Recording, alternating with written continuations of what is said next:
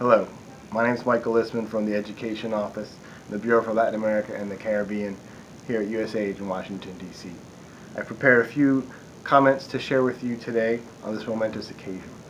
I'm so pleased to be able to congratulate you on being selected to the first cohort of the RedLEI Fellows, and on your commitment to improving the quality and utility of education research for the benefit of young people in your countries.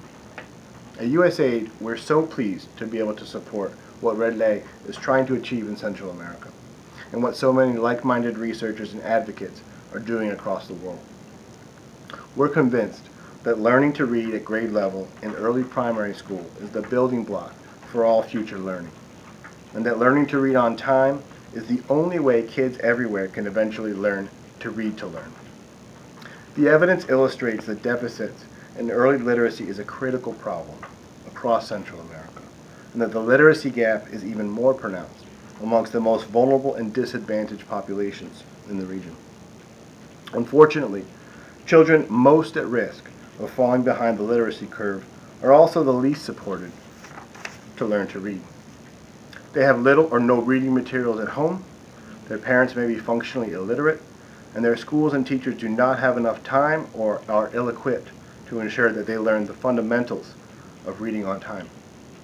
The evidence also shows that this is a problem that, if unsolved, correlates to many other endemic problems in Central America, even more difficult to solve: unemployment, poverty, crime, and violence. Along with the founding members of RedLEI, we are also convinced that a crucial piece of the puzzle of early literacy in Central America must be addressed through policy dialogue and research circles. Today, there are numerous global best practices in the area of early literacy that have a robust scientific evidence base around them. Education research is not always considered externally valid, however, and even in cases where it truly is, where it may be clear that certain practices are empirically optimal in generalizable ways, there are cultural, linguistic, and socioeconomic differences that make it very challenging to consistently convince others to change course. This is where your work comes in.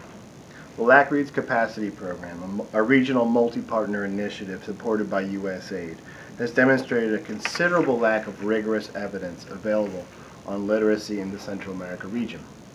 They produced a systematic review on the evidence from and focused on the region, which, if you have not seen, you should be sure to review at www.lacreads.org.